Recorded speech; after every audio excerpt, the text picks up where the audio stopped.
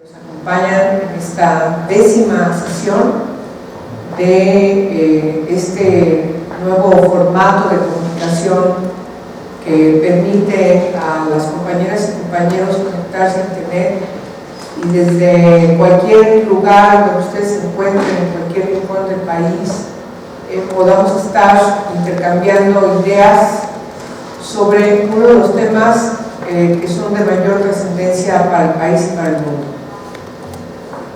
Tengo que brevemente decirles que la materia de trata de personas en nuestro país comienza a configurarse de manera más puntual a partir de la Convención Internacional de Naciones Unidas contra la Delincuencia Organizada Transnacional y además la aprobación de sus 3 protocolos.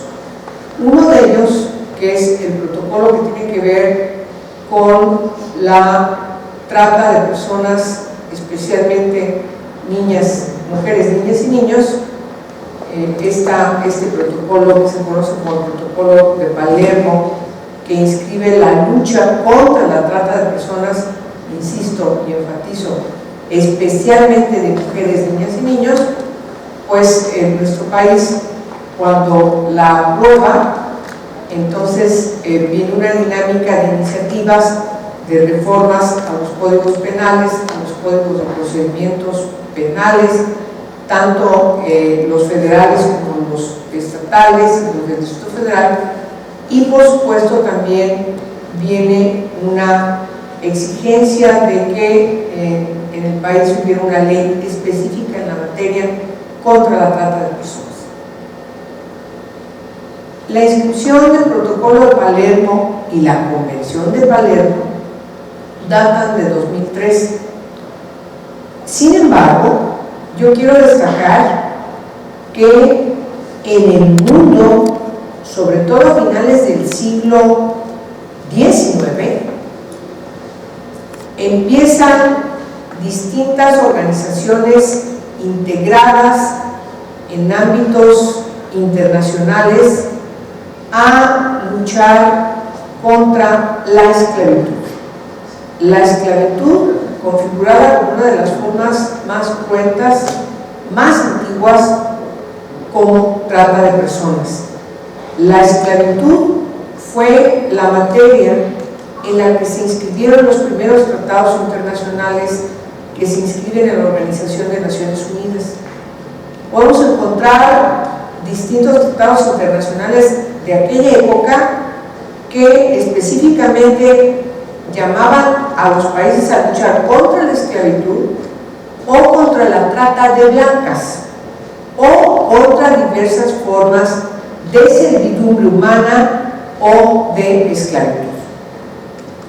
No es sino ya en el siglo XX, a partir de los 30s, 40s, que desde la Organización Internacional del Trabajo, que es una de las organizaciones más antiguas, data de 1919, que empiezan también a diseñar distintos convenios que tienen que ver con la necesidad de que los países se comprometan a legislar contra distintas formas de trata y de manera más específica contra aquellas que tienen que ver con la explotación de personas en distintos aspectos que tienen que ver con el área laboral.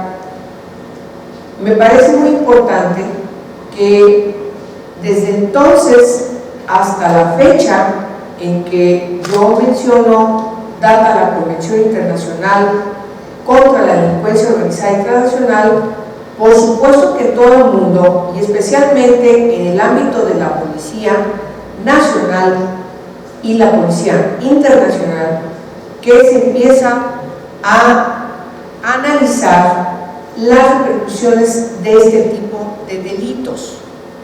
Los delitos de trata de personas, como yo mencionaba, rebasan las fronteras de las nociones. Por sus propias características, pueden ser visualizadas las distintas formas de trata o pueden no ser visualizadas. por la característica del tipo penal.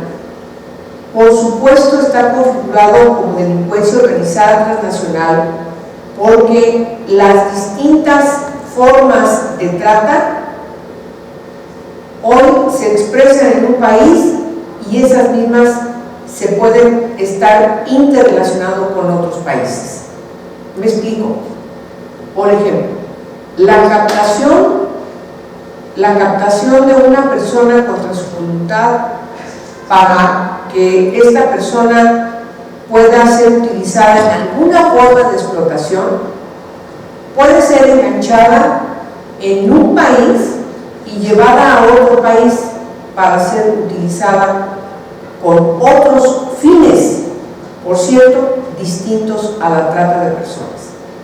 Lo pongo como ejemplo porque en el ámbito internacional de la lucha contra la delincuencia se establece que esta conexión entre los países y entre las bandas de delincuencia, por supuesto, toman consideración de que esas personas pueden ser explotadas o pueden ser no explotadas.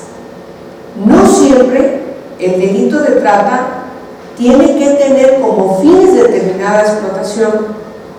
Por eso, a la hora que desde la doctrina penal se empieza a configurar de manera más puntual el delito de trata de personas, que son los que quedan integrados, insisto, en el protocolo de Palermo, es cuando en el mundo se empieza a trabajar desde el ámbito penal, es decir, de naturaleza penal, para ubicar con toda precisión, definir con toda puntualidad el tipo penal del que estamos hablando. En México, por cierto, tengo que mencionarles que México fue uno de los países que con mucha diligencia no solamente participa en la discusión de la Convención de Naciones Unidas contra la Delincuencia Organizada Internacional, sino también en el diseño de los protocolos en la ciudad de Palermo, Italia. Por supuesto, teniendo este antecedente realmente importante, claro que cuando se pone en la discusión con los países, México es uno de los primeros estados partes que suscriben tanto la Convención como los protocolos. De ahí que comienza una dinámica importante en nuestro país para legislar en la materia. Yo quiero decirles que la primera ley de trata de personas, que se aprueba en 2006-2007, claro que en la mayor parte de su texto podemos observar muchos conceptos y muchas de las posibles situaciones en las que se puede perpetrar este delito. Sin embargo, hay una contradicción que es muy importante tomar en cuenta respecto a las sanciones punitivas que se establecen en la ley. Entran en contradicción, en primer lugar, porque una ley de Corte Federal, por supuesto, que daba respecto a algunos códigos penales de las entidades o el propio Código Penal Federal, esta ley bastante minúscula. Es decir, los preceptos de los códigos penales en prácticamente todo el país no solamente establecen los procedimientos de cómo, insisto, configurar el delito, sino las sanciones punitivas son mucho más altas. De tal manera que el propio legislativo tiene que hacer un balance a partir de la poca eficiencia en la persecución del delito, porque les quiero decir a ustedes que el delito poco a poco ha ido constituyéndose en el mundo como una de las entradas, una de las 3 entradas más importantes de recursos negros en el mundo. Es decir, después del tráfico de drogas, después de la venta ilegal de armas, la trata de personas constituye uno de los delitos que más flagelos provoca a la humanidad, pero sobre todo también es uno de los delitos que más recursos económicos obtienen de él las bandas delincuenciales nacionales y transnacionales.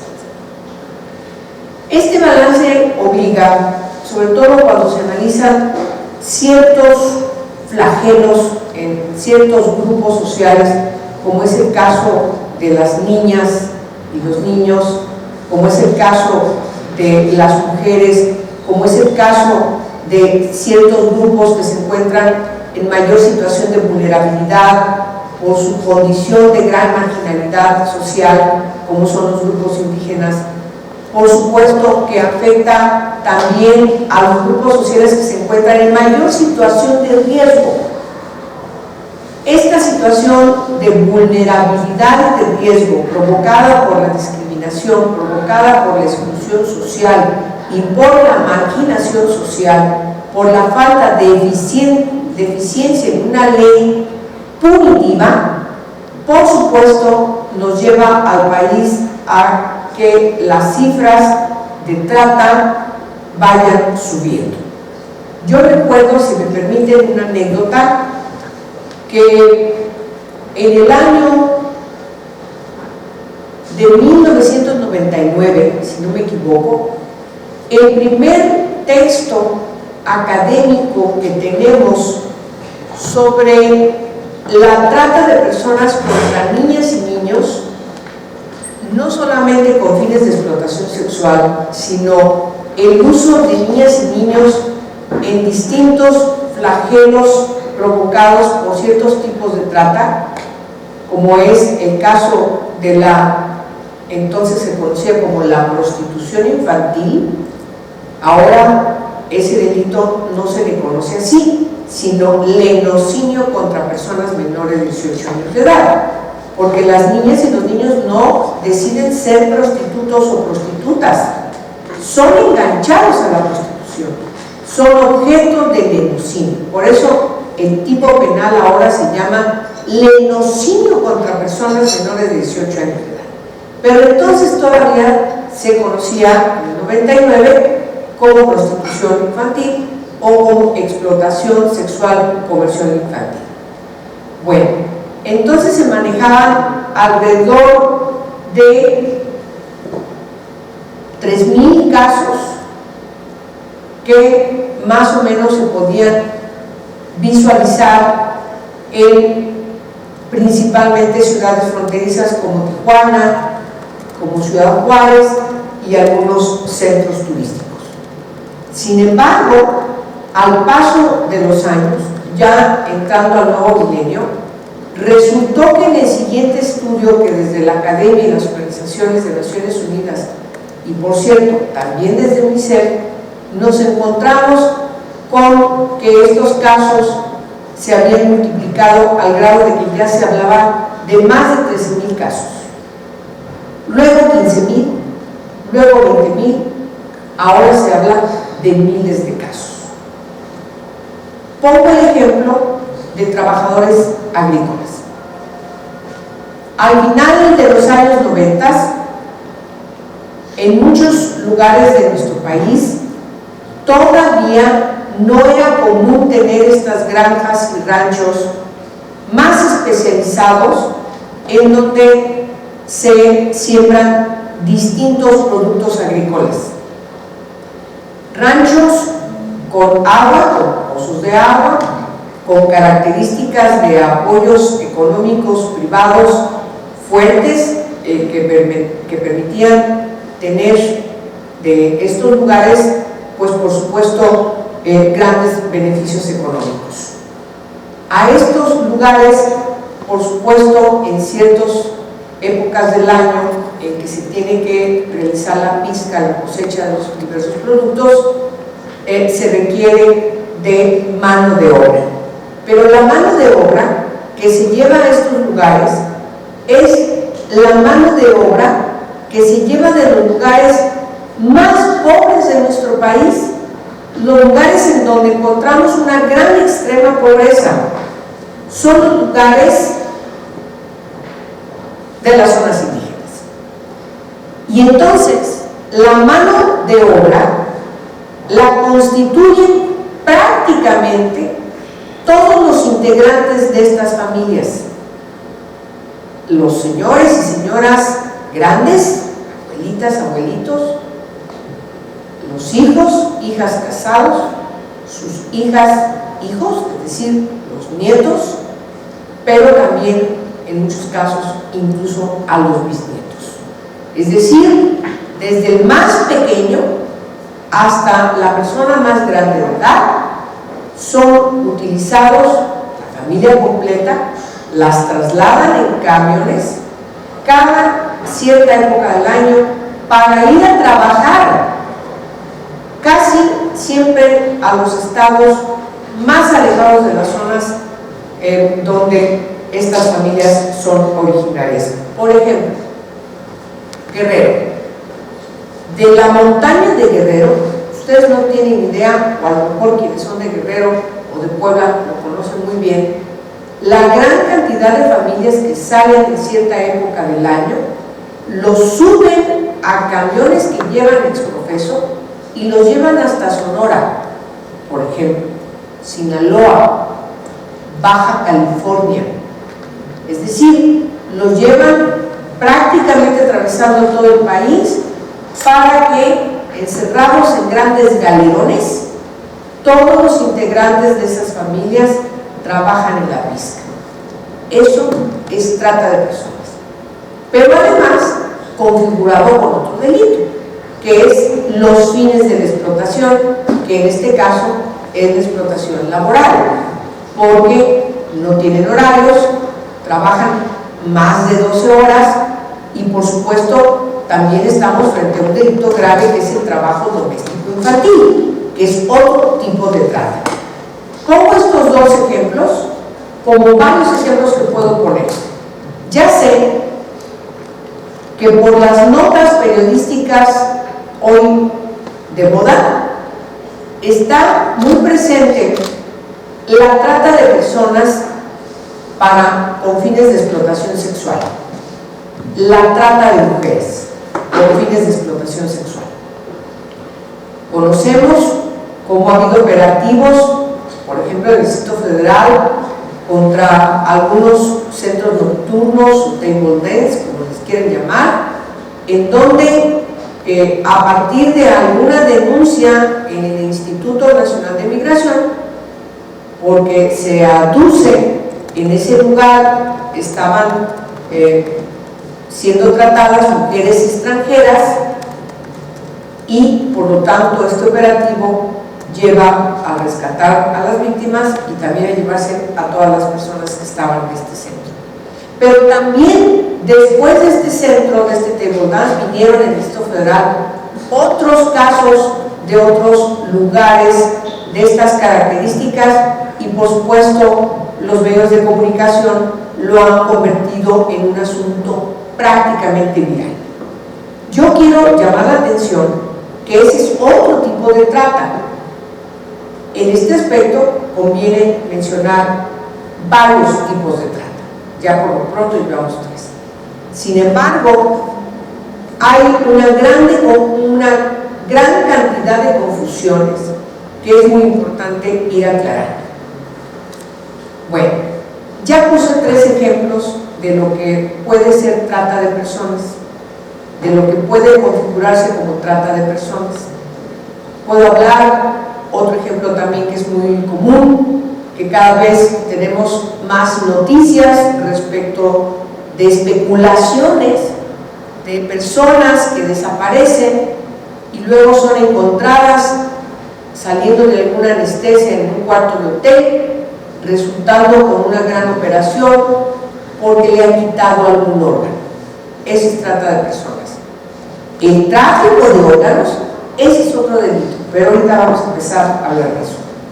Bueno, a partir de que la ley contra trata de personas no es eficiente y entra en contradicción con los códigos penales, es que desde el Congreso de la Unión se reforma la Constitución, se reforma el artículo 73 en su fracción 21ª, inciso A, para otorgarle al Congreso de la Unión la facultad para que legisle en una ley general en materia de trata y secuestro.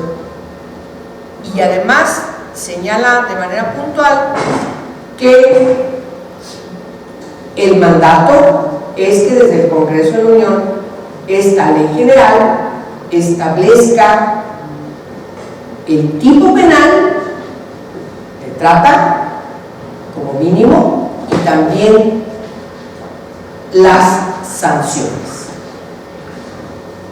Esta iniciativa se gesta, se aprueba por 2/3 partes en las dos cámaras y se va a los congresos locales para su aprobación. Al mismo tiempo, la Cámara de Diputados, como Cámara de Origen, se empieza a trabajar en una iniciativa de ley. La ley finalmente se aprueba en junio de 2012 y ahora, por el mandato constitucional al Congreso de la Unión de diseñar una ley general, pues ustedes entenderán que estamos frente a una cuestión de gran relevancia, porque al ser una ley general ya no operarán los preceptos de los códigos penales ni de los códigos de procedimientos penales, y por supuesto es muy importante enfatizarlo, ahora lo que tiene que aplicarse tanto a la Federación como a las entidades federativas es la ley, insisto, que fue publicada en el Diario Oficial de la Federación el 14 de junio de 2012. La ley se llama así, es un título muy largo, se llama Ley General para prevenir, sancionar y erradicar los delitos en materia de trata de personas y para la protección y asistencia a las víctimas de estos delitos. La ley empieza, por lo tanto, a operar. A partir de su publicación, todos los casos que tienen que ser investigados y perseguidos desde la Procuración de Justicia y sancionados por el Poder Judicial, a partir de la fecha de entrada en vigor de esta ley, la ley que aplica es esta que yo acabo de mencionar. Todos los casos que tengan un proceso, cualquiera que sea el nivel del proceso, por supuesto sigue prevaleciendo la legislación anterior. Lo que nosotros nos hemos encontrado desde las comisiones preocupadas y ocupadas por las materias que tienen que ver con esta ley, pues, y a partir de distintas consultas, es que la ley no tiene una aplicación eficiente. Ustedes comprenderán que frente a un flagelo tan importante, el que deriva de los delitos de trata de personas, pues tenemos que tener una ley de naturaleza penal que efectivamente sancione de manera eficiente, pueda garantizar al operador de justicia todos los elementos que puedan llevar a buen puerto finalmente la persecución de la justicia, es decir, definir perfectamente bien el tipo penal tiene que ver necesariamente con la eficiencia en la persecución de la justicia. ¿Cuáles son los problemas que vemos en la ley? Con los ejemplos que yo les puse, van a ubicar, por eso quise poner estos ejemplos, van a ubicar cuando hay trata de personas y cuando hay explotación. La ley tiene una confusión del tipo penal, porque confunde la trata con los fines de la explotación. Son dos cosas totalmente distintas. Puede haber una retención contra su voluntad de una persona y no necesariamente puede estar sufriendo algún tipo de explotación. No hay fines de explotación. O puede haber personas que pueden estar siendo explotadas, pero que no están retenidas contra su voluntad. Cualquiera que sean los fines de la explotación. Lo que nos mandata el protocolo de Palermo es que no necesariamente tiene que haber remuneración en el tipo de trata. Eso es muy importante. Una persona puede estar retenida contra su voluntad y no necesariamente puede haber remuneración, puede no tenerla. Cuando estamos hablando de que es una nueva forma de esclavitud o esclavitud moderna o contemporánea, como se ha definido, por supuesto debemos entender de que en muchos casos lo que deriva de esta explotación no necesariamente tiene que ser una cuestión de remuneración para la víctima, incluso ni siquiera para en este caso el victimario. Por eso es muy importante que la ley de trata de personas, como podemos observar, tan compleja por el tipo penal, pues quede debidamente inscrita.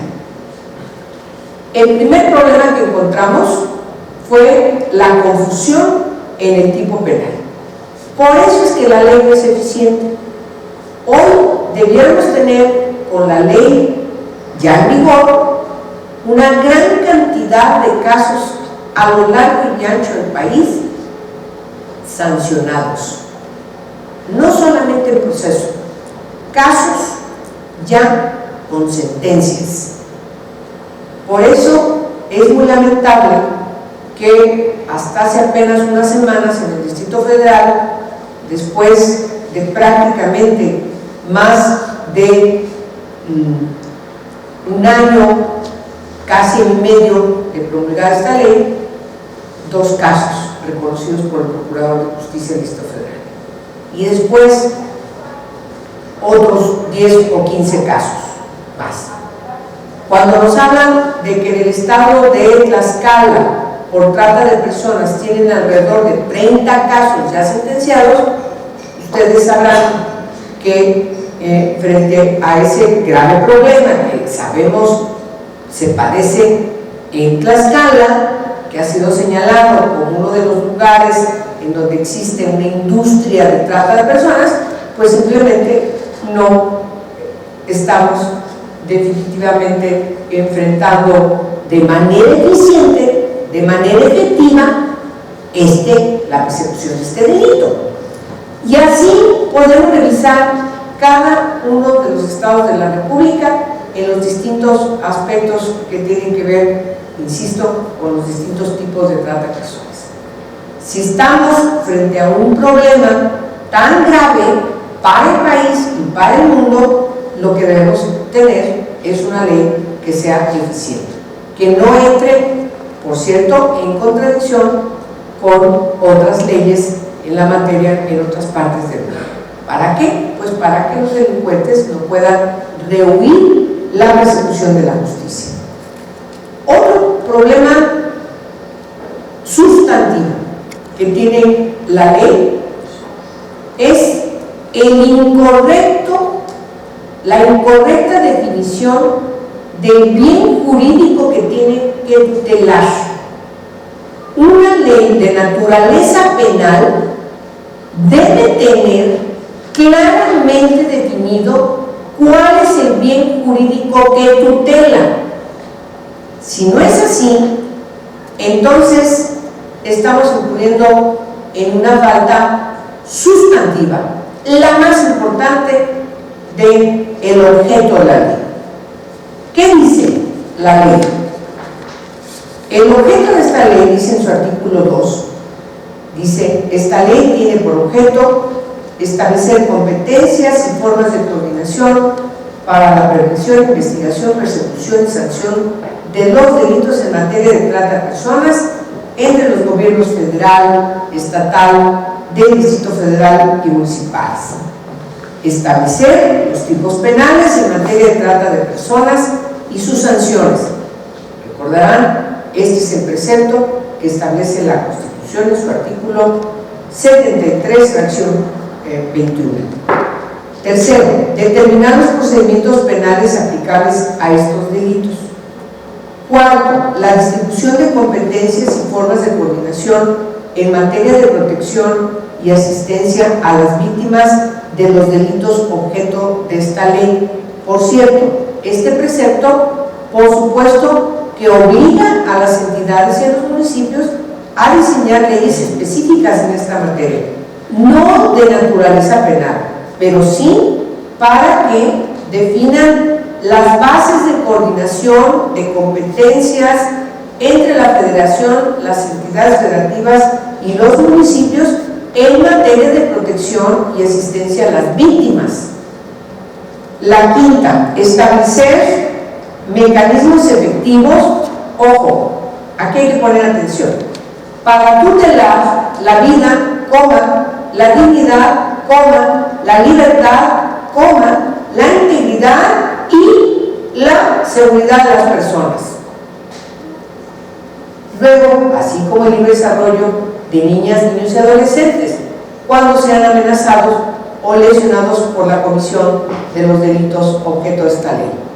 Me voy a detener en el primer párrafo de esta fracción quinta: establecer mecanismos efectivos para tutelar. Es decir, aquí es donde se define el bien jurídico que debe tutelar esta ley, y nos dice la vida, la dignidad, la libertad, la integridad y la seguridad de las personas. No "o", sino "y". Imagínense todos estos 5 bienes jurídicos al mismo tiempo: vida, dignidad, libertad, integridad y seguridad. Por supuesto que crea una gran cantidad de confusiones, porque está confirmando otro tipo de delitos que no tienen que ver con la trata de personas. ¿Qué es lo que nosotros hemos dicho? La Constitución, ese es el parámetro que todas las leyes secundarias deben tener, en la que deben fundarse. Y, por supuesto, lo que nosotros hemos dicho es: hay que establecer el tipo penal, pues en función de lo que establece el artículo 19 de nuestra Constitución, que además ha dado un avance muy importante también a partir de 2011, en su artículo 19, en la párrafo segundo, que dice, lo leo: el Ministerio Público solo podrá solicitar al juez la prisión preventiva cuando otras medidas cautelares no sean suficientes para garantizar la competencia del imputado en el juicio, el desarrollo de la investigación, la protección de la víctima, de los testigos o de la comunidad, así como cuando el imputado esté siendo procesado o haya sido sentenciado previamente por la comisión de un delito doloso. Y luego dice: el juez ordenará la prisión preventiva oficiosamente en los casos de delincuencia organizada, homicidio doloso, violación, secuestro, trata de personas, delitos cometidos con medios violentos como armas y explosivos, así como delitos graves que determine la ley en contra de la seguridad de la nación, el libre desarrollo de la personalidad y de la salud. Lo que nosotros decimos es que la pauta nos la da el 19 constitucional para definir cuál es el bien jurídico que debe tutelar la ley de trata de personas. Es el libre desarrollo de la personalidad. Quienes se oponen a esta reforma aducen que el libre desarrollo de la personalidad se refiere solo a personas menores de 18 años de edad. Y permítanme decirles que algo sé de esto, porque siendo yo diputada en la 59 legislatura, impulsé la reforma al título 8 del Código Penal Federal, íntegramente, e invoqué el libre desarrollo de la personalidad en estas reformas. Se llama el capítulo Delitos contra el libre desarrollo de la personalidad de personas menores de 18 años de edad o de quienes no tienen capacidad para comprender el significado del hecho o no tienen capacidad para resistir. De tal manera que entonces, en esa época, por supuesto que el libre desarrollo de la personalidad estaba inscrito como un bien jurídico trascendental y fundamental para proteger a las personas menores de 18 años de edad.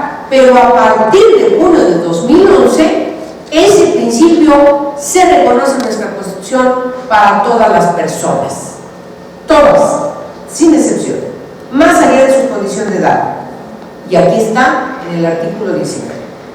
Y por lo tanto, en materia de trata de personas, como dice el artículo 19 constitucional, por supuesto que ante la imposibilidad de garantizar todos estos elementos subjetivos, algunos de ellos en el texto de la actual ley, su artículo 2, en lo que se refiere a la definición del bien jurídico que debe tutelarse, por supuesto que nosotros y nosotras desde el Senado de la República establecimos que tenía que reformarse. He dicho dos cuestiones importantes que han motivado al tema de este conversatorio, de esta sesión de Nueva Izquierda: reformas a la ley en materia de trata de personas. Son muchos elementos los que integran esta reforma, que nos llevó en el Senado de la República año y medio de trabajo, de audiencias públicas con procuradores, con jueces, con ministerios públicos, con académicos, con especialistas en la materia, con organizaciones internacionales, con organizaciones no gubernamentales. Hay una reacción muy fuerte, un cabildeo realmente desmesurado. En toda la experiencia que yo tengo en mi trabajo legislativo, en las dos ocasiones que he sido diputada federal y ahora como senadora, nunca había sopesado un cabildeo tan arduo, tan insistente, tan, debo decirlo, eficiente, por parte de quien aduce es su ley, la ley que estamos reformando, y que ha tomado este tema como uno de los temas para su trabajo político. Obviamente, desde las organizaciones sociales que ha integrado en su red contra la trata de personas, y por supuesto formando parte de estas organizaciones porque tiene al frente refugios de chicas que son rescatadas de la explotación sexual, de la trata de personas o de los dos delitos, y que lleva a su refugio. Está circunscrita en la gama de delitos contra trata de personas a los temas que tienen que ver con el lenocinio y con la explotación sexual de estos lugares que conocemos en donde se realiza o no. Eso lo va a tener que determinar la autoridad, algún tipo de delito. Entonces, es muy importante que ustedes sepan, en primer lugar, que aún con las reacciones que ha habido contra las reformas, en primerísimo lugar, se tiene que entender que la ley, solamente por los dos ejemplos que yo puse, tiene que ser reformada. Puedo aducir, pero seguramente no habrá tiempo, 30 asuntos más, o 40. La reforma es muy amplia. Sin embargo, entré a los dos sustantivos que tienen que ver con la definición del tipo penal y no confundirlo con la explotación y, por supuesto, el bien jurídico que tutela la ley. Vienen otros asuntos en la ley de una gran relevancia, sin duda. Por ejemplo, la ley se circunscribe prácticamente al asunto de explotación sexual, cuando yo con los ejemplos que puse sabemos que hay más tipos de explotación sexual. Ahora con estas reformas, por ejemplo, consideramos, como debe de ser, que una niña que es dada por su familia a un señor para casarla o para que se la lleve a cualquier tipo de trabajo que sea menor de edad por el trueque de cajas de cervezas o una vaca, eso es trata de personas. O cuando a una mujer se le obliga a embarazarse para que cuando nace el bebé, este bebé es vendido o usado, quién sabe para qué, eso es trata de personas. Por supuesto, ahora la ley, las reformas que hemos impulsado tienen una perspectiva de género y nos interesa mucho proteger a las mujeres, sobre todo a las mujeres que han sido rescatadas de la trata de personas y que por la misma situación de vulnerabilidad en la que ha quedado no se ha revictimizado.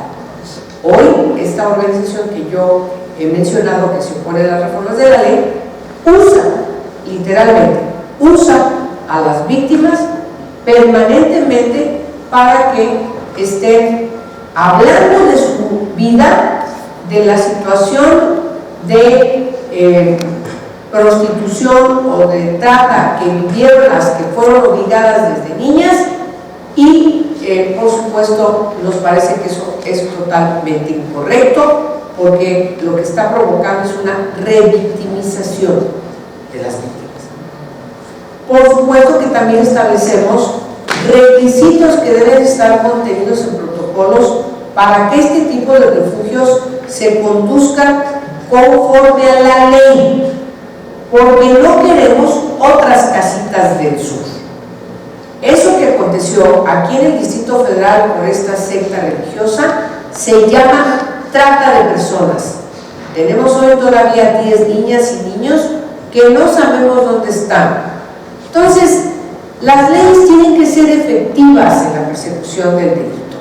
Si las leyes no cumplen este cometido, quiere decir que no tiene sentido tener leyes, que son letra muerta, y lo que provocan no solamente es un estado de gran injusticia, sino sobre todo, y quiero destacarlo, un estado en donde lo que prevalece a nivel del imaginario popular es que las leyes no sirven para nada. Entonces, además de la gran incapacidad y de la frustración que provoca a las víctimas y a sus familiares, por supuesto, nos parece que en un país democrático, en un país en donde el Estado de Derecho tiene que corresponder evidentemente a los preceptos en los que se funda nuestra Constitución, sobre todo aquellos preceptos que están inscritos en el respeto, difusión, ejercicio y reconocimiento pleno de los derechos humanos, por supuesto tenemos que aplicarlos quienes estamos en los espacios de decisión y de poder para que efectivamente las leyes funcionen y funcionen bien. Bueno, ahora, yo les quiero decir que requerimos que ustedes, desde donde se encuentren, por supuesto, valoren las características de que las leyes como la que hoy nos junta, nos reúne en esta sesión de Nueva Izquierda, pues ustedes desde sus espacios de poder y dirección, donde estén, claro, la puedan usar, la puedan comprender, la puedan estudiar, porque creo que es intrínseco al PRD y sobre todo a la izquierda pugnar por un verdadero Estado de Derecho. Por eso militamos en este PRD, por eso es que formamos parte de la izquierda y por eso es que tenemos que garantizar que todas estas leyes que son vanguardistas, que son garantistas, cumplan su objetivo en la construcción de una nueva sociedad. Al PRD, sin lugar a dudas, le corresponde que estas tengan eficiencia, porque nosotros pugnamos por construir una nueva sociedad. Y si una ley no sirve, si una ley lo único que provoca, insisto, una gran decepción, una gran incapacidad, tenemos que revisar. Y no hay que olvidar, además, que nosotros gobernamos, por cierto, debo decirlo, varios estados en donde hay señalamientos de que, por desgracia, muchos grupos sociales padecen este terrible flagelo, como es el caso de Guerrero, ya mencioné el caso de la montaña, con la presencia de trata de personas en el enganchamiento de los trabajadores jornaleros, pero también en el caso, por ejemplo, de los centros turísticos como Acapulco, que junto con Cancún, Puerto Vallarta, Mazatlán, las ciudades de Guadalajara, de la zona metropolitana del Distrito Federal, Ciudad Juárez y Tijuana constituyen los centros de mayor presencia de algunos tipos de trata, como es la retención de personas para ser utilizadas en varios delitos que están ahora configurados en las reformas que nosotros impulsamos. Por ejemplo, tengo que mencionar de manera muy importante la pornografía infantil, el turismo sexual infantil, la pornografía de adultos forzada, por supuesto, la prostitución forzada, la utilización de personas para servidumbre humana o para ser utilizadas sus vientres para que el producto de esos embarazos forzados a partir del nacimiento sean vendidos. Yo creo que hoy estamos frente a situaciones muy complejas en el país. Hemos dejado muchos flancos abiertos. La delincuencia organizada, por desgracia, vincula muchos delitos. Quienes están participando en bandas delincuenciales vinculadas al narcotráfico, muchas de ellas también están vinculadas a otros delitos como el secuestro, pero también están vinculadas a delitos de trata de personas. Entonces, como podemos observar, estos delitos están interrelacionados. Estas bandas, por supuesto, que trabajan conjuntamente y realizan todo tipo de tropelías y, por lo tanto, debemos garantizar leyes efectivas. El caso de Guerrero es uno de los estados en donde mayor problemas tenemos, pero también lo tenemos en Oaxaca, en las zonas indígenas, en donde encontramos distintas formas de trato. Y no de ahora, están inscritas en usos y costumbres que violan los derechos humanos y que hasta ahora las autoridades no han podido resolver. Aquí mismo en el Distrito Federal, que es una entidad muy importante, no solamente por la magnitud de su población, por ser la capital de nuestro país, por supuesto que también por estar configurado en una zona metropolitana con una gran cantidad de municipios del Estado de México, pues claro que se constituye por la misma complejidad de una gran población asignada en este territorio, pues por supuesto que también nos lleva a tener consecuencia de lo mismo una gran cantidad de problemas y por supuesto de delitos. Entonces necesitamos que tengamos muy claramente establecido qué es lo que tenemos que hacer. Por lo tanto, nosotros lo que hicimos es separar en las reformas dos tipos. Uno, el que tiene que ver con la naturaleza penal, un solo libro, y otro libro, el que tiene que ver con la protección y atención a víctimas.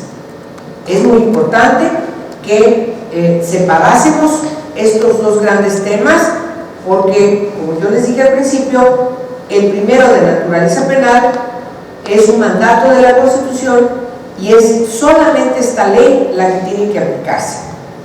Pero en el caso de todas las políticas de protección y atención a víctimas, ahí tienen que los estados del país y el Distrito Federal tienen que legislar en esa materia. Es decir, tiene que haber legislación que prevenga este tipo de delitos, que establezca cómo tienen que funcionar todas las políticas de protección y, por supuesto, todo lo que tiene que ver con la atención. La atención que solamente hasta ahora observamos que tienen ámbitos de la iniciativa privada, pero que el gobierno no se ha prestado a diseñar. Lo que decimos en la ley es que, por supuesto, que el gobierno tiene que establecer todo tipo de centros de medio camino, refugios, lugares que permitan atender de manera adecuada, de manera correcta a las víctimas y a sus familias.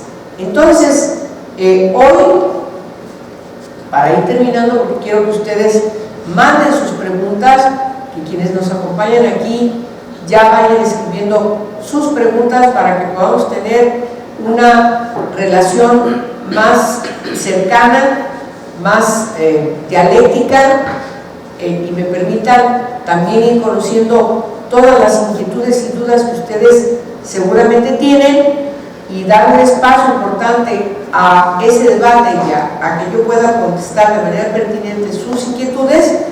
Yo simplemente termino diciéndoles que las reformas a esta ley, después de año y medio de trabajo en el Senado de la República, hoy están siendo revisadas por la Cámara de Diputados.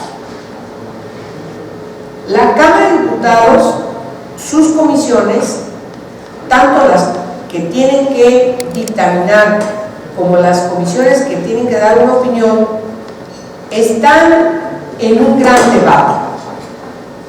No crean que aun cuando yo defino las reformas del Senado de la República como grandes reformas, aun cuando yo puedo decirles que las mismas fueron integradas, discutidas y finalmente escritas con todas las personas dotas de las comisiones, de funcionarias y funcionarios que tienen que aplicarla, de académicos, penalistas, expertos en la materia, aun cuando yo estoy convencida de que la minuta del Senado no tiene desperdicio y que puedo calificar que nuestro trabajo ha sido un trabajo escrupulosamente fundado y que por lo tanto debiese aprobarse sine qua non la minuta del Senado. Ahora en la Cámara de Diputados, por supuesto que en la Cámara de Diputados tienen todo el derecho, como Cámara Revisora, de discutir, analizar y por supuesto también eventualmente impulsar lo que consideren necesario en sendas reformas que seguramente iremos a discutir. La complejidad del tema es, sin lugar a dudas, determinante para que yo esté convencida de que eso va a pasar. Pero también el lobby que hacen las organizaciones cuyos intereses están siendo trastocados y que no quieren que la ley se reforme. Es decir, hemos encontrado intereses, algunos términos preocupados respecto de que las reformas no son de todo acertadas o que faltan algunos elementos, pero también y sobre todo hemos encontrado a quienes se han dedicado a hacer un gran cabildeo contra las reformas, que no quieren que la ley se reforme porque van a ver trastocados sus intereses. Tienen refugios que no sabemos cómo funcionan, que tenemos que asegurarnos que funcionen bien. Reciben dineros que nadie fiscaliza y nos parece que eso no solamente es inmoral, sino también es ilegal.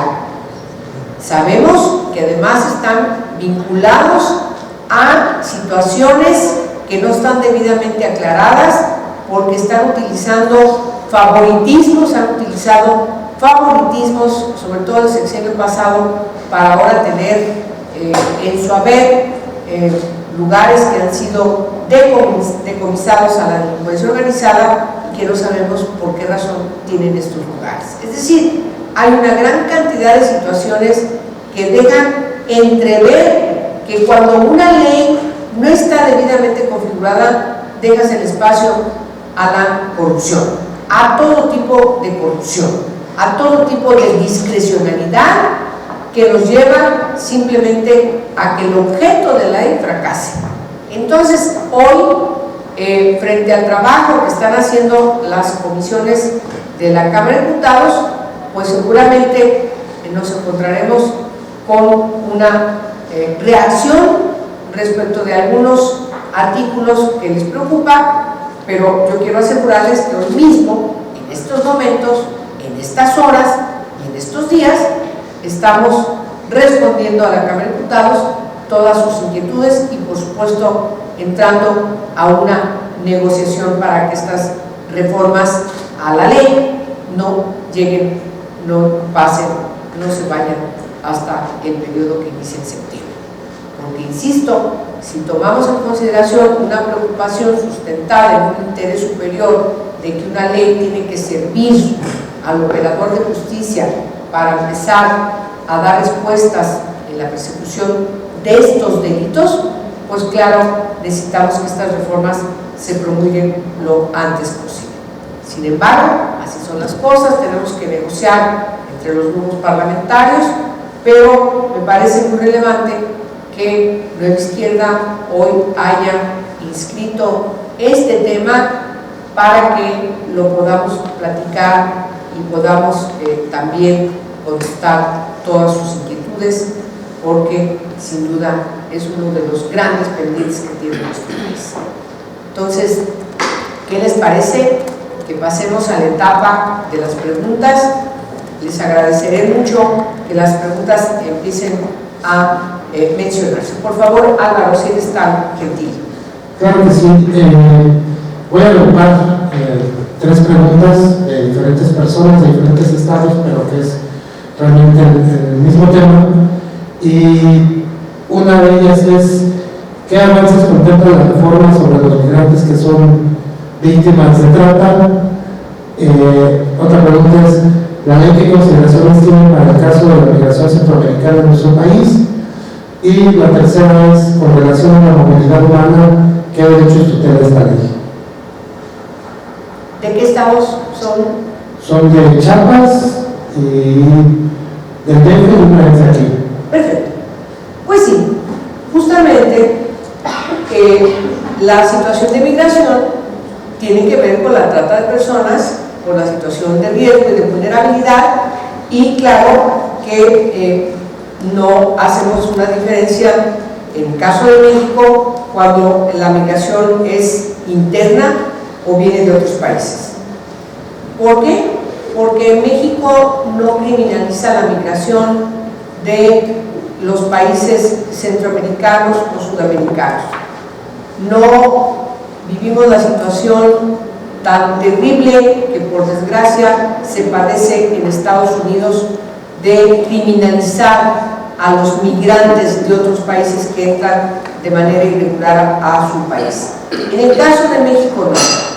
Pero el fenómeno de la pobreza, de la violencia, de la persecución de distintos grupos delictivos y por supuesto las repercusiones también que no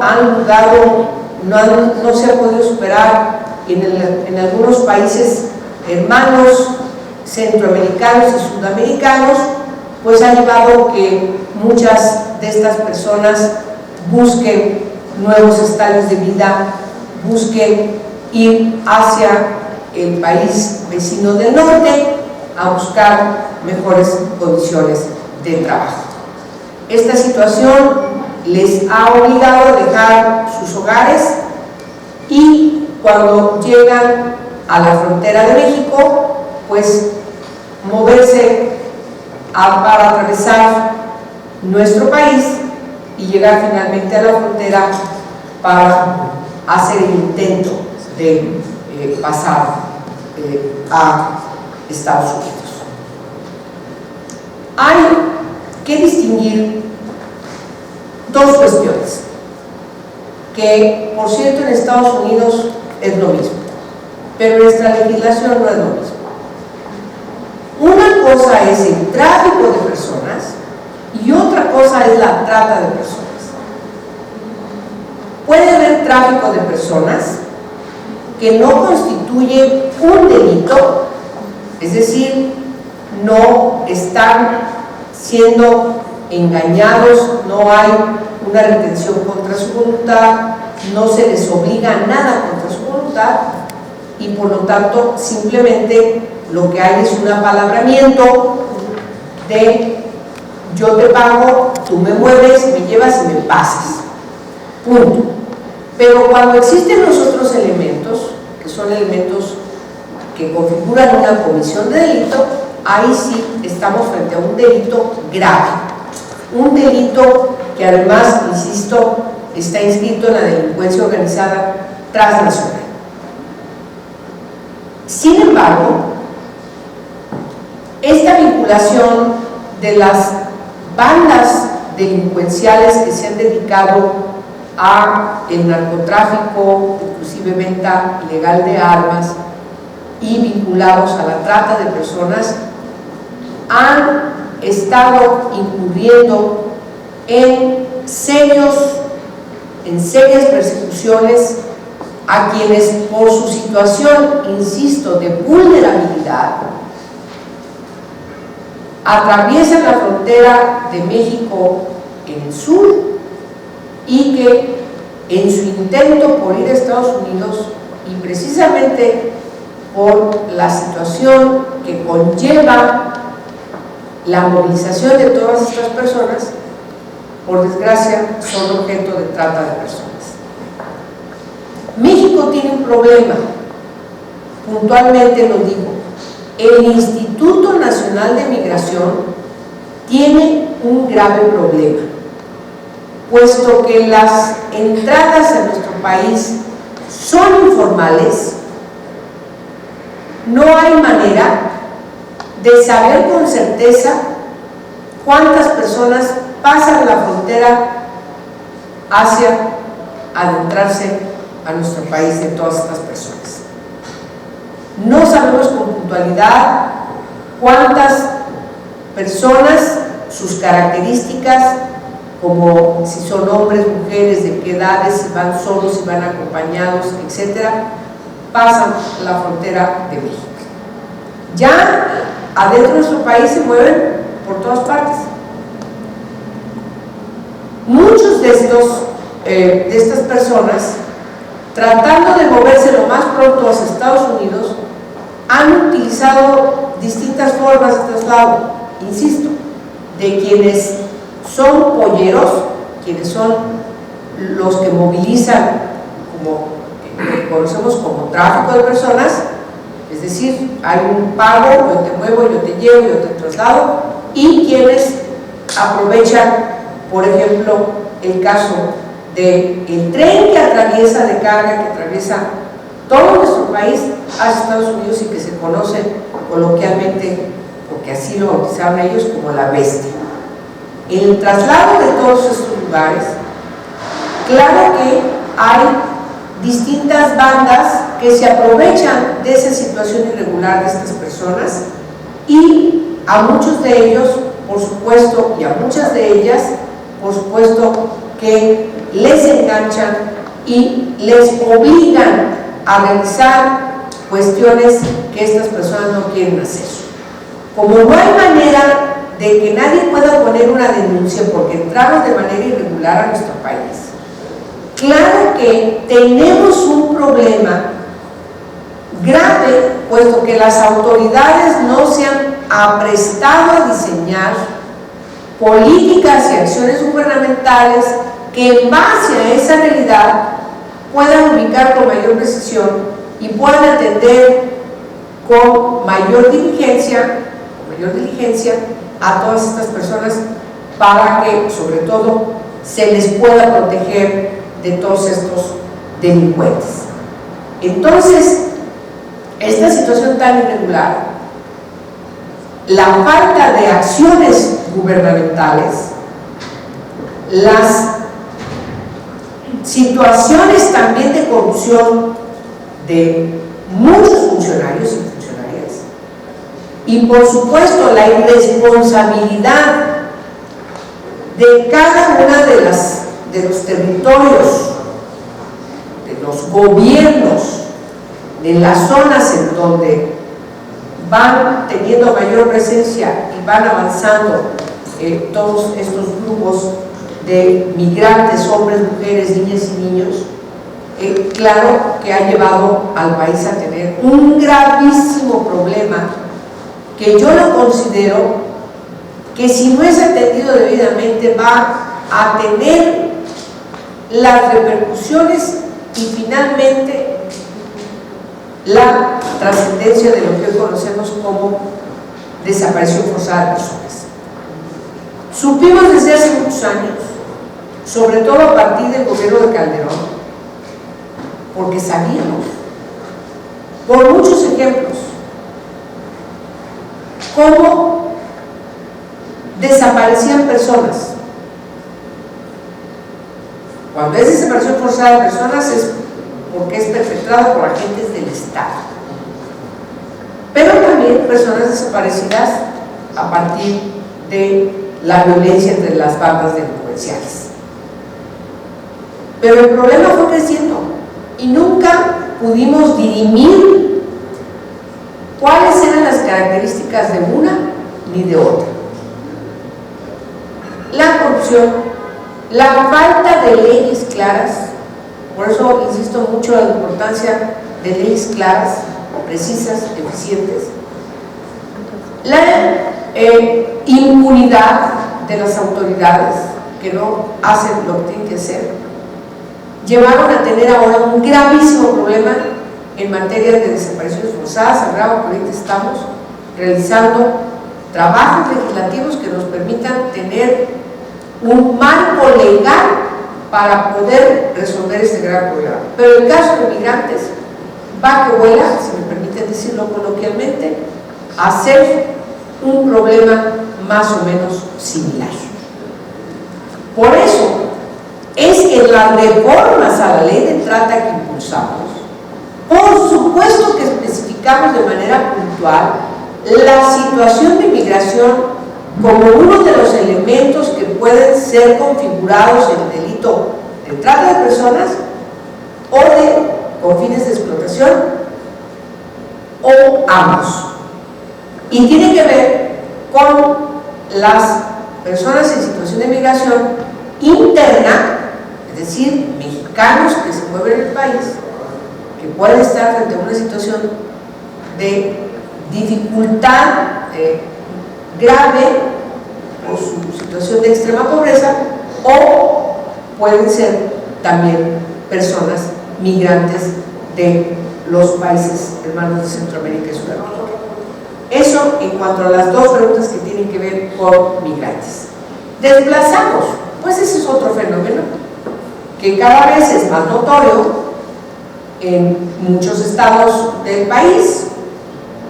Yo supe, me impactó muchísimo haber ido después de varios años de no haber regresado, por ejemplo, a la ciudad de Chihuahua, y de ese lapso de cuando fui en una ocasión y volví a regresar al paso de 4 años, la situación era verdaderamente terrible. Pasábamos por las calles y casas solas, de barrios indistintos, barrios populares, barrios de clase media y barrios, por supuesto, de familias más pudientes. Eso en Chihuahua. También en Ciudad Juárez, pero no solamente en el estado de Chihuahua, en Tamaulipas fue el primer estado donde la migración, los desplazados, personas que se movían fuera, dejando sus casas, dejando todo, evidenciaba una situación de una gran complejidad en la seguridad pública y sobre todo en la afectación de los derechos de todas estas personas. Las amenazas de las bandas delincuenciales, la propia repercusión de la violencia, los secuestros, etcétera, por supuesto que han llevado a las familias a dejar sus hogares de origen. Y lo vivimos de manera cruenta en el estado de Sinaloa, en el estado de Nayarit, por supuesto en otros estados como es el caso de Michoacán, y otros estados como Durango, como Sonora, y por supuesto ya otros estados que nunca habíamos pensado iban a estar integrados en estos estados tan terribles, tan lacerados por las guerras entre las delincuencias, la guerra desatada por la persecución de estos delincuentes, y por supuesto también otro tipo de situaciones ha llevado a que la gente huya de estas violencias y deje sus hogares. Entonces el asunto de desplazados sigue impactando, además de los estados que mencioné, otros estados, otros municipios en nuestro país, y por lo tanto ese es un problema grave. Pero el asunto de desplazados no es materia de la ley de trata. Lo que sí lo es el asunto que tiene que ver con migrantes. Correcto. Como usted bien mencionó, el delito de tratas incluye muchas actividades, muchas acciones. ¿Podría usted hablar un poco de la tipicidad de la cuestión relativa al trabajo doméstico? Y aprovechando que está por aquí, también un comentario acerca de por qué el Estado mexicano no ha ratificado el convenio 189 de la OIT para el trabajo decente de las trabajadoras y los trabajadores domésticos.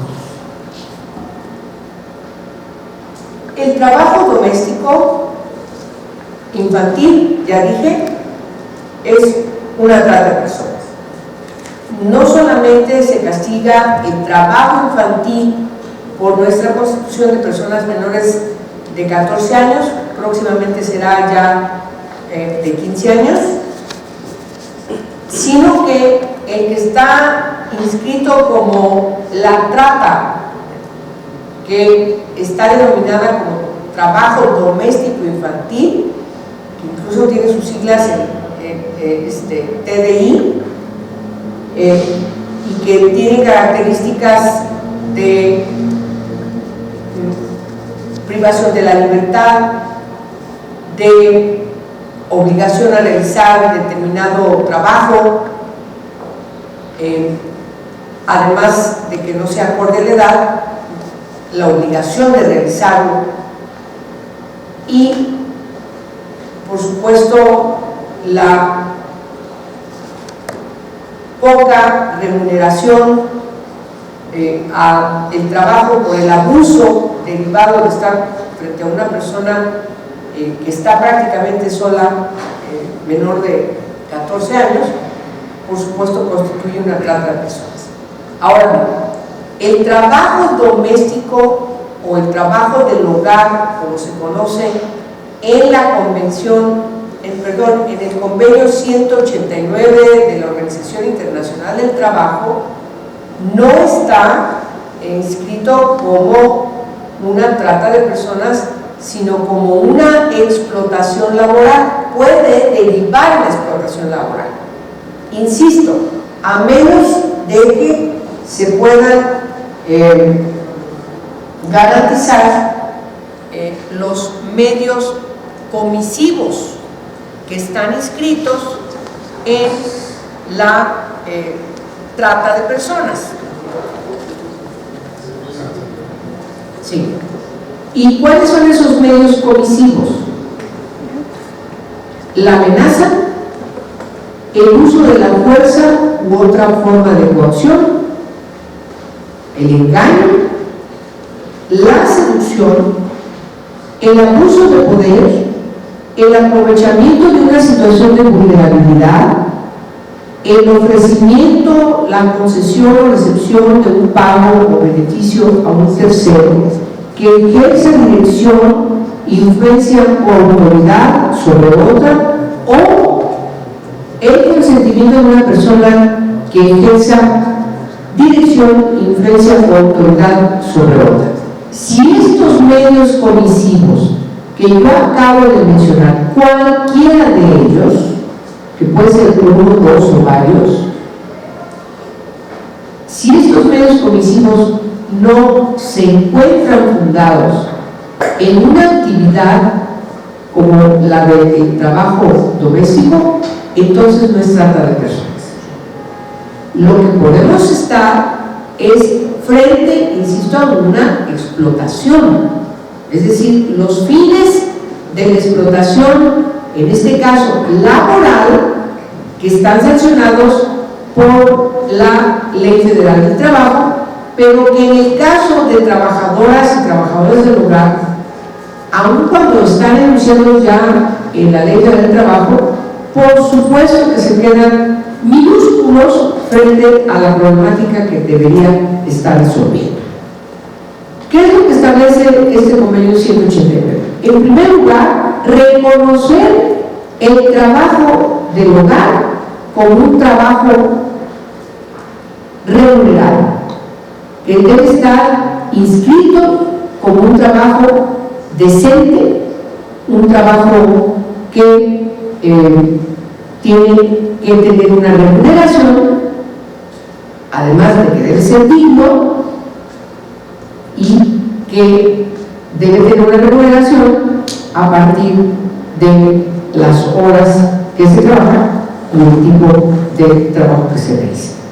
Se establece en este convenio que debe haber un contrato donde se especifiquen estas características, donde se defina con puntualidad cuánto va a devengar como salario, y por supuesto también establece una serie de derechos laborales que hoy no les son reconocidos a quienes trabajan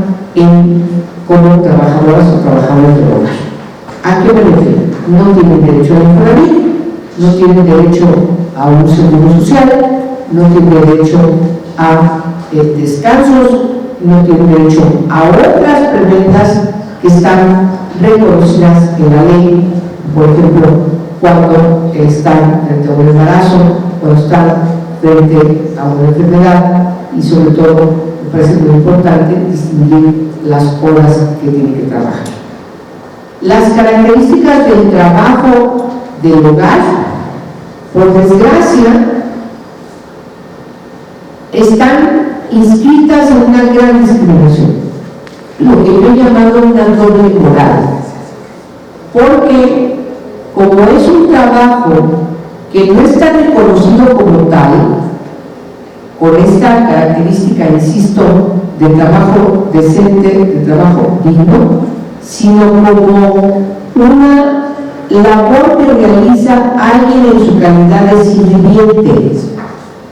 Y entonces, bajo este concepto, que se viene arrastrando y perpetuando generación tras generación, quienes realizan ese trabajo, por desgracia, se enfrentan a tratos crueles, inhumanos y degradantes.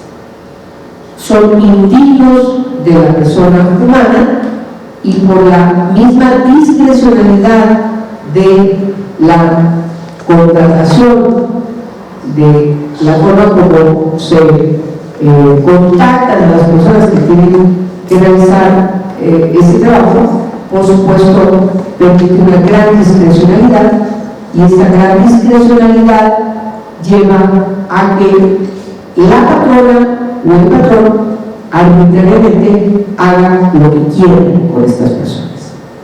Entonces, el trabajo del hogar, esperemos pronto podamos legislarlo como debe de ser, reconocerlo como un trabajo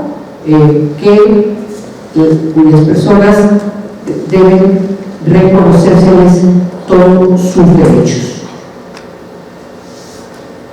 Las dificultades que enfrentaremos, que es algo que yo he discutido mucho con el Seguro Social y con la Secretaría de Trabajo y Previsión Social, es que aun cuando tengamos aprobado este convenio y aun cuando logremos ponernos de acuerdo en la magnitud de las reformas a la Ley Federal del Trabajo, nos vamos a pasar un buen rato, sobre todo será muy largo, si no nos ponemos de acuerdo en la campaña de concientización, en la campaña de sensibilización, de información, en la campaña de orientación, para que la sociedad cambie la percepción discriminatoria, peyorativa que tiene contra las personas que se dedican al trabajo en el hogar.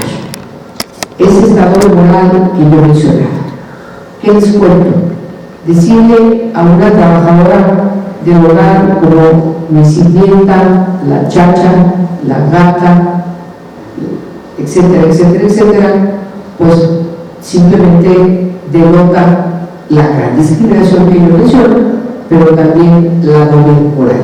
Son las personas efectivamente más pobres, son las personas que no pudieron estudiar, que por su circunstancia de vida no pudieron lograr, algunas de ellas ni siquiera tener condiciones de aspirar a decir, bueno, yo quiero que se me pague tal cantidad.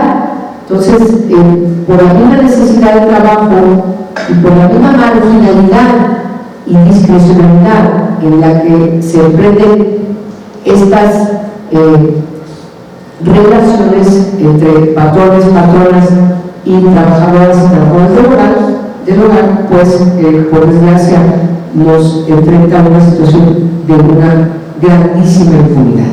Entonces, yo creo que pronto, porque en esto estamos unidas prácticamente todas las senadoras, hemos inscrito desde los distintos grupos parlamentarios sendas excitativas para pedirle al titular del Poder Ejecutivo que nos envíe el Senado de la República este tratado internacional para que el Senado de la República, como lo establece la Constitución, lo pueda aprobar y entonces México adherirse como Estado parte al convenio 189.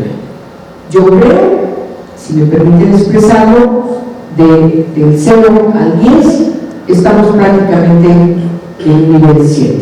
Es decir, podemos lograr que pronto, este año, podamos aprobar el convenio 189. Espero haber contestado ese título. Perfecto. Nos piden también que por favor nos hable del fondo que esta ley deroga. ¿Qué intereses se trastocaron con esta derogación? Bueno, la ley que yo menciono de trata fue aprobada en 2012, publicada en el Diario Oficial en 2012. Posterior a su publicación, reformamos otra ley importante. Bueno, primero finalmente se promulgó una ley, la Ley General de Víctimas. Esta ley, que prácticamente se aprueba más o menos al mismo tiempo que la ley de trata. Sin embargo, ustedes recordarán que el entonces presidente vetó la ley, incluso inició un proceso de constitucionalidad con el Congreso se escribió por el presidente de que no se entendió en qué forma está este dictamen, de tal manera que entró en una litis con el Congreso de la Unión y por supuesto con también una litis en donde involucra a la Suprema Corte de Justicia de la Nación. Ahí quedó en esta ley, es decir, no se publica la ley de víctimas, hay daño a que un movimiento muy importante dirigido por Javier Cecilia, el Movimiento por la Paz, por Justicia y Dignidad, lo tome como su asunto más importante y por supuesto se empiezan las negociaciones ya con el nuevo gobierno. Peña Nieto no estaba de acuerdo porque seguía estando esta iniciativa, este dictamen que crea esta nueva ley, y se llegó a un acuerdo con el movimiento y con el Congreso para que inmediatamente de que se promulgase se reformase. Porque además había una discusión respecto de que esa ley tenía que reformarse porque estaba mal hecha. Qué curioso, era la misma situación de la ley de trata, pero la ley de trata no la veta el presidente Calderón, debe haberla vetado. Ahí se lo. Pero la ley de víctimas sí, la politizan. Entonces, cuando se promulga la ley, entra en vigor posteriormente a la ley de trata.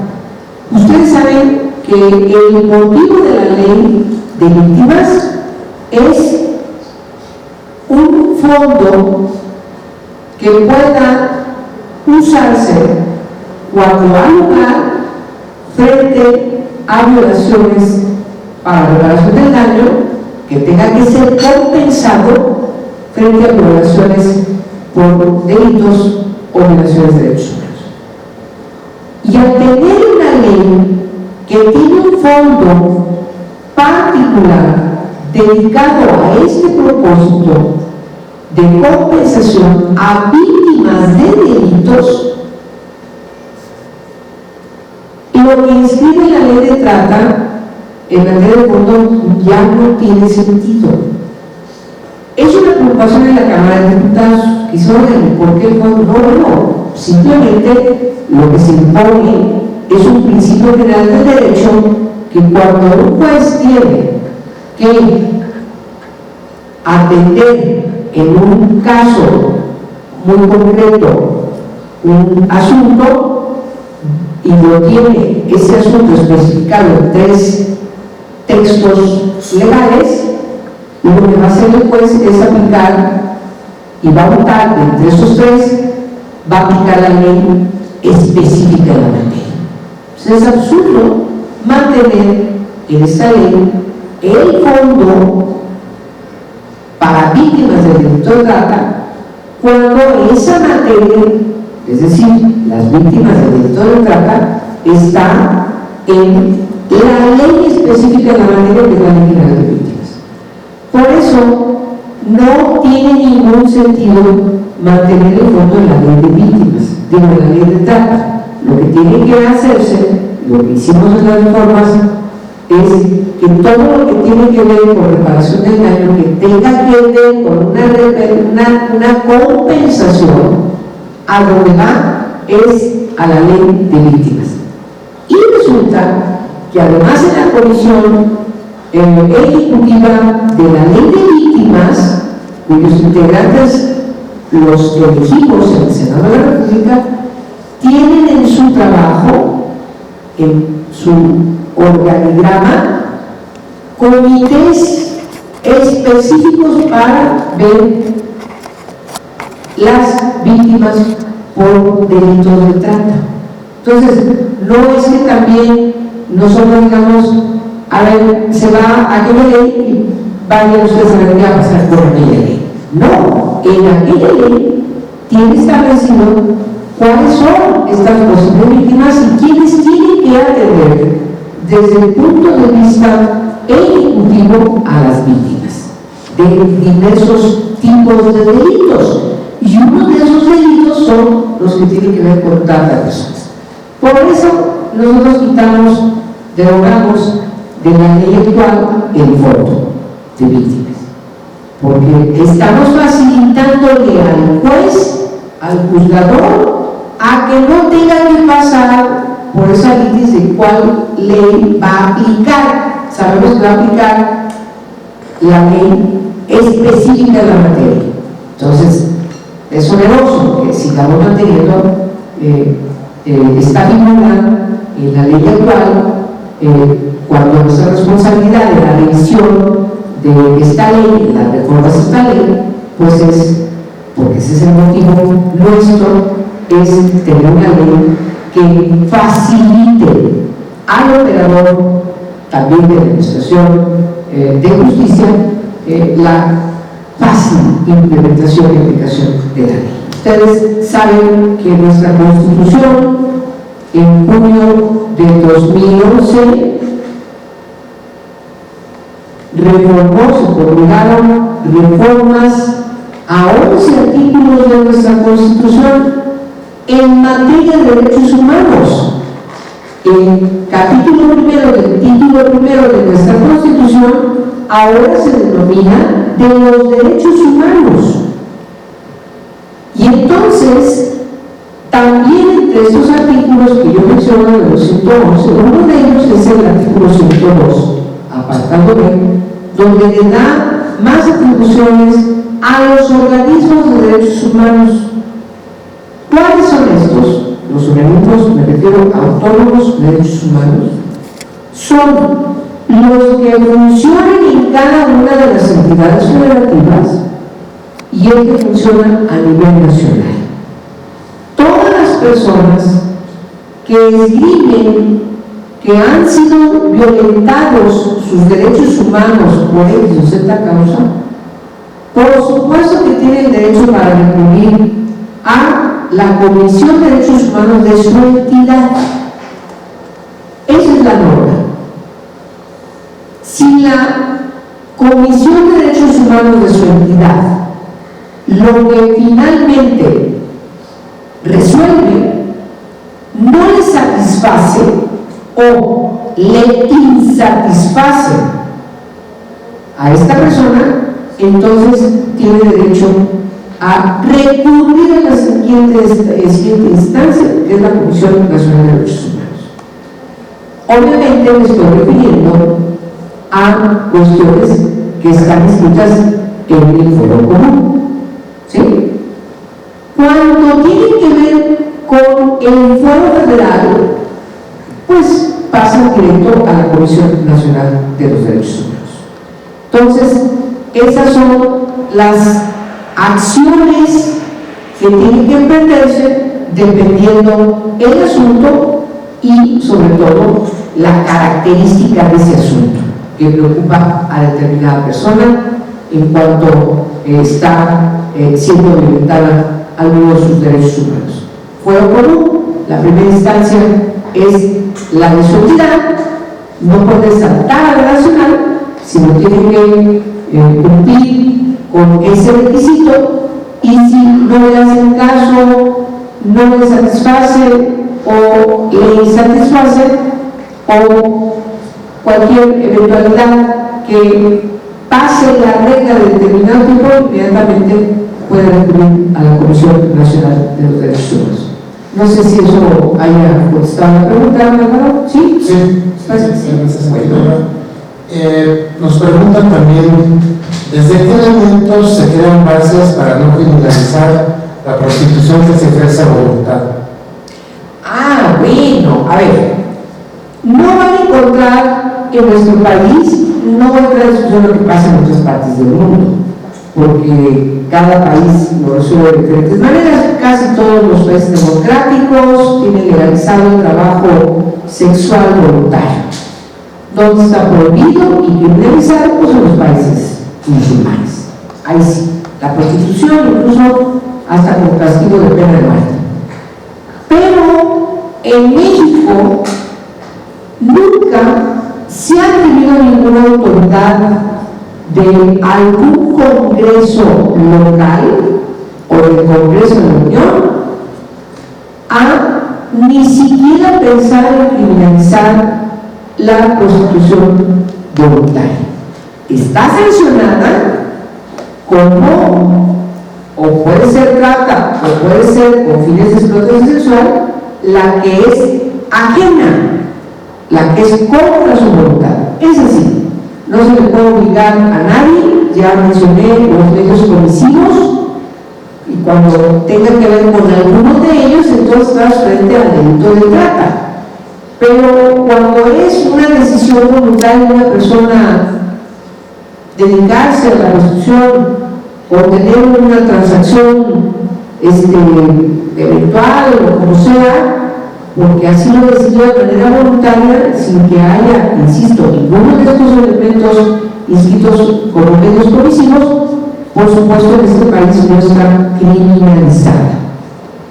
Las distintas iniciativas que yo he conocido más bien han tendido a ordenar su ejercicio.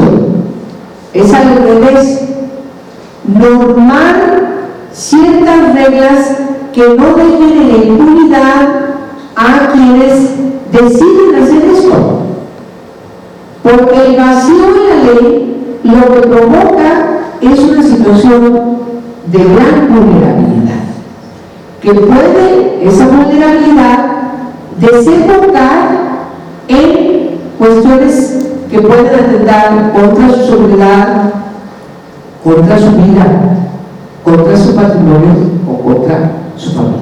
Es decir, pueden estar estas situaciones dejando la falta de una norma clara en un estado de indefensión.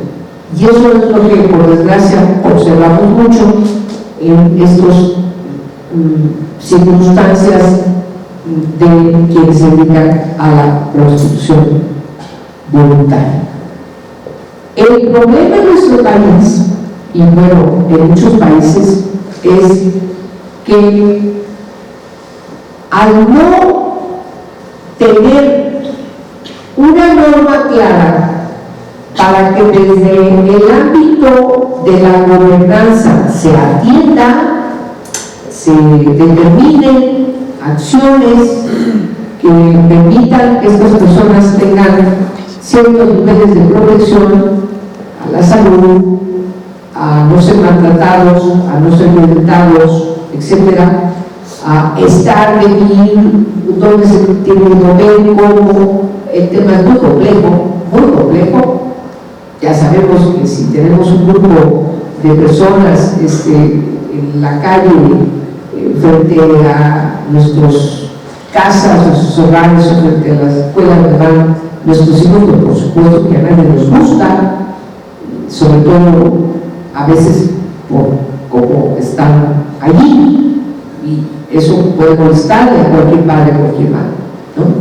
O, por supuesto, puede ser un asunto que puede molestar a nuestras familias. Pero la falta de una norma que incluso pueda determinar hasta los espacios y las características de cómo tendrían que estar moviéndose o trabajando, qué sé yo, bueno, lo que permite es que efectivamente pues, cada quien haga lo que quiera.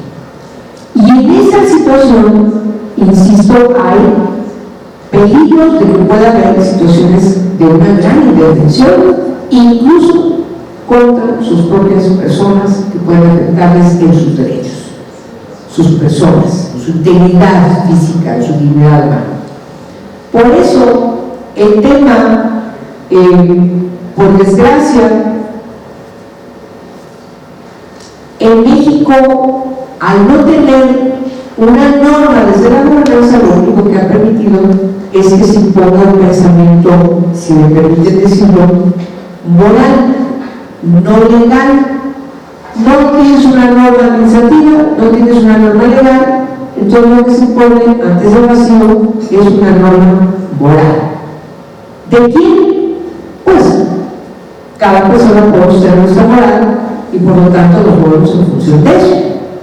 La moral hasta de la iglesia o de las iglesias, la moral del policía, ¿no? La moral de quienes están prestándose a garantizar que haya esas condiciones para ese tipo de actividades. Y entonces lo que tenemos en nuestro país es un verdadero desgarriate, si me lo permiten decirlo de alguna manera coloquial. Es una ley de la selva lo que finalmente se impone, con una gran cantidad de prejuicios, con una gran cantidad de situaciones, pensamientos contrapuestos, y entonces hay un gran debate alrededor de eso. Insisto, estoy hablando alrededor de la pregunta, la prostitución voluntaria. No es mi opinión personal de lo que yo pienso de ese asunto, porque yo les quiero decir que en esta gran contraposición de opiniones, yo como feminista, y que pertenezco por lo tanto a ese movimiento, gremio, como ustedes lo quieren decir, por supuesto que también estamos contrapuestas, diametralmente contrapuestas. Por un lado, de quienes escriben, tiene que legalizarse el trabajo sexual voluntario, legalizarse, es decir, tengan todas las consecuencias de lo que significa reconocer ese como un trabajo y legalizarlos, normarlo, dotar de estas normas que yo menciono. Y hay quienes dicen también de manera muy intensa y pasional que eso constituye una explotación del cuerpo de las mujeres y que no es verdad que necesariamente sea voluntario y que se tiene que castigar quien promueve que haya en la prostitución y entonces encaminan sus baterías contra el consumidor de sexo. Es un tema complicado. ¿Cómo lo vamos a resolver? Y yo les voy a poner más un ejemplo. Aquí en el Distrito Federal, un grupo de trabajadoras sexuales, mujeres que ejercen la prostitución de manera voluntaria, llegaron al gobierno del Distrito Federal exigiendo que en el programa de gobierno que tiene que ver con la materia de trabajo se les reconociese su trabajo como trabajadoras sexuales voluntarias. Y claro que se les denegó. Y estas mujeres, frente a esta decisión negativa de las autoridades del gobierno del Distrito Federal, se fueron a interponer un amparo contra esta decisión del Distrito Federal, y entonces el juez analizó su caso. No tiene desperdicio, ya sea si estemos simpatizando en un lado o estemos simpatizando en otro lado, la verdad conviene que lo conozcamos, porque hace este juez todo un estudio histórico de las discusiones que se han dado, pero sobre todo la falta de decisión que no se ha querido dar en distintas etapas de nuestro país. Y lo que da como resultado, insisto, que tengamos un verdadero y terrible problema en el país. Pues el juez les amparó y sentenció al gobierno de la ciudad que efectivamente lo que ellas invocan tiene que ser atendido, es decir, ser reconocidas como trabajadoras no asalariadas. Eso acaba de pasar a finales del año pasado, o sea, es algo nuevecito. Casi les estoy dando la primicia, si es que no lo habían notado en estas últimas semanas. Y el gobierno de la ciudad, a mí me parece, de manera inteligente, no se conformó. Podía hacerlo, pero no lo hizo. Se allanó a la sentencia del juez y entonces procedió a reconocerles como trabajadoras no asalariadas. De tal manera que ahora, ya estando como secretaria de Trabajo, Patricia Mercado, no le tocó a Carlos Navarrete. Hubiera sido muy interesante que Carlos Navarrete, como secretario de Trabajo, ¿qué hubiera hecho Carlos? Yo creo que hubiera hecho lo mismo, porque Patricia ha determinado no solamente atender el caso de estas mujeres a las que estaba obligado por la sentencia del juez de reconocerles como trabajadoras no asalariadas, sino que además ha implementado toda una política para que abarque a más mujeres que estén en la situación. Es decir, no solamente atendió a las mujeres a las que estaba obligada con la institución, sino que ahora está trabajando en toda una política de la ciudad, del gobierno de la ciudad, para atender este gran problema. Va a ser interesantísimo toda la ruta que se siga sobre este asunto. No lo pierdan de vista, porque constituye, qué curioso, en nuestra ciudad, esta ciudad que es vanguardia de muchísimas cuestiones, pues también ahora es vanguardia en la toma de una decisión muy importante, trascendental, que nos va a permitir ahora sí que poner en la discusión seria, formal, oficial, no moralina, tras bambalinas, todo el mundo escondiéndose y finalmente no queriendo reconocer el problema. No reconocer, por cierto, el problema, lo único que provoca es, insisto, que haya intervención y que las mujeres, los hombres que se dedican a eso de manera voluntaria, sean objeto tarde que temprano de las delincuencias, efectivamente, que las pueden llevar a sufrir o un delito, u otro delito, entre ellos, por supuesto, la trata de personas. Yo creo que el problema, por supuesto, que va a llevar a grandes discusiones. Ahorita mismo ya están circulando sendas comunicaciones de algunas organizaciones preocupadas porque se usa el cuerpo de las mujeres y no se castiga, no se les da alternativas de vida para que tengan expectativas de vida distintas, pueden optar por otra cosa y por supuesto no se castiga el consumidor de sexo, ya están casi pidiendo la cabeza de Patricia Mercado. Entonces, el asunto va, ahí va, y esperemos estemos atentos a ver qué es lo que pasa. Gracias. Agradecemos mucho el tiempo que nos está regalando, senadora, pero creo que vamos a hacer un par de preguntas más para no abusar de su generosidad. Una de las preguntas que está relacionada con lo que está usted mencionando es: ¿qué propuestas habría para incorporar la actividad económica a aquellas mujeres que son víctimas del delito de trata de personas? Bueno, en las reformas a la ley nosotros establecemos que hay una corresponsabilidad del Estado en la atención a las víctimas de estos delitos. No solamente establecemos que tienen derecho a la protección, etc.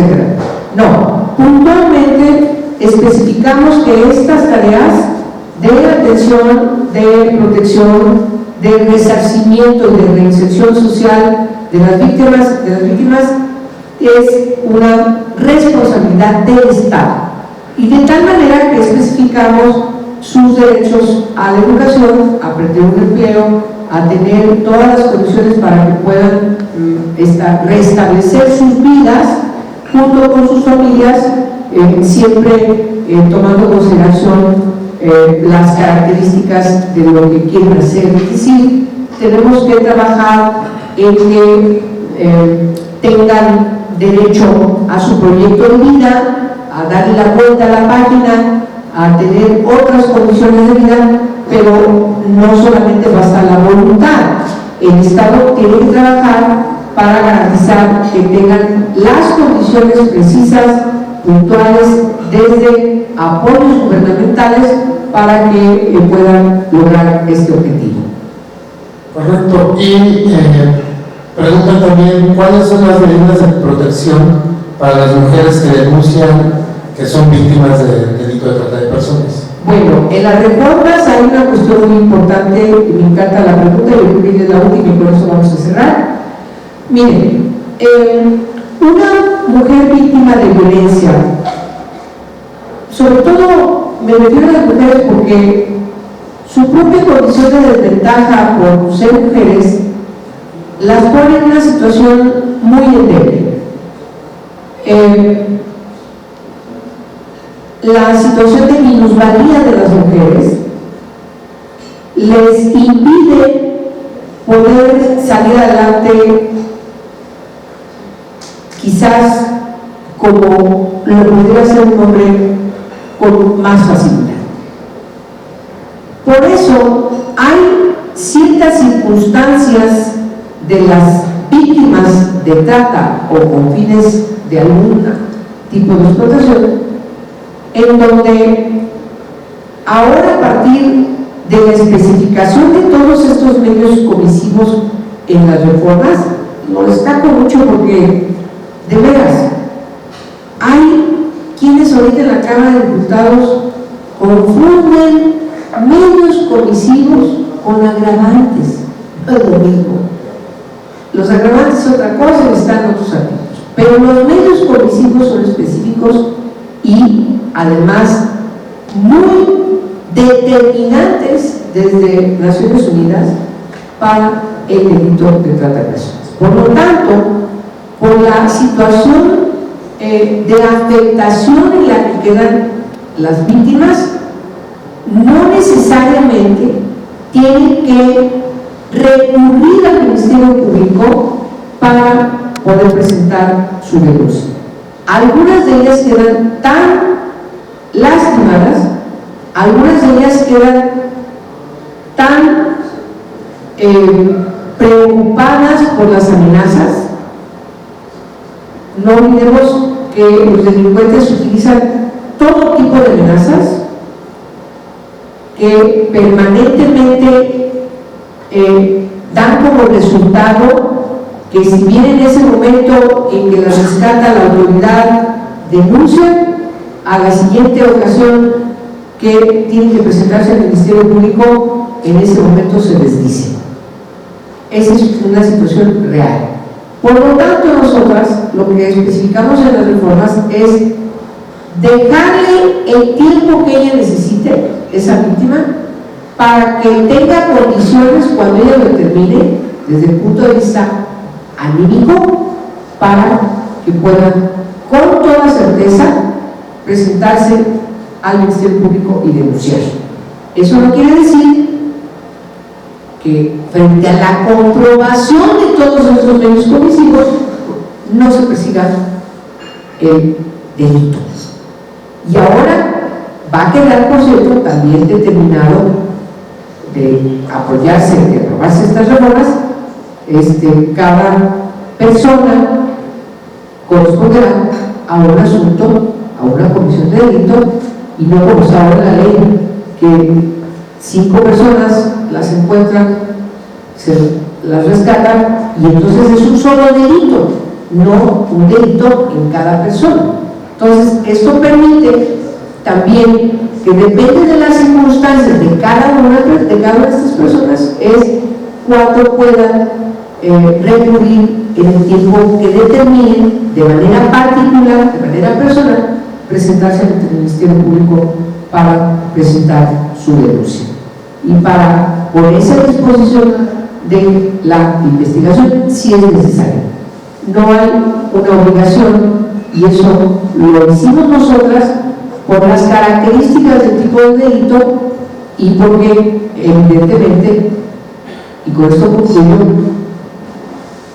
tomamos consideración en nuestra preocupación, además de la naturaleza penal, que ya lo dije, también pensamos en el interés superior de las víctimas y su derecho a resarcir sus vidas, a tener una reinserción social y a vivir como debieron haber vivido, y que por X o Z situación o circunstancia no pudieron gozar de esos derechos. Yo les agradezco mucho, espero que esta conversación, que las preguntas que ustedes me hicieron hayan sido contestadas lo más pertinentemente, que haya dejado sus dudas con claras respuestas, y por supuesto yo sigo atenta a todas sus preocupaciones, pero también les invito a que me sigan. Les voy a dar mi Twitter, Angélica de la P, y por supuesto les digo que yo contesto mis twitters, nadie contesta por mí. Y por supuesto tengo mi Facebook, mi página, y por supuesto en la página del Senado yo presido la Comisión de Derechos Humanos, participo en la Comisión contra Trata de Personas, en la Comisión de Igualdad, en la Comisión sobre Derechos de la Niñez, en la Comisión de Anticorrupción y Participación Ciudadana, y estoy a sus órdenes. Muchas gracias por toda su atención y les deseo una buena tarde a Álvaro, a Cristina, a Lupita, Claudia, a todos los chicos que luego aquí tengo aquí, no veo bien, pero todos quienes están acá, por supuesto, les agradezco haberme acompañado. Buen día.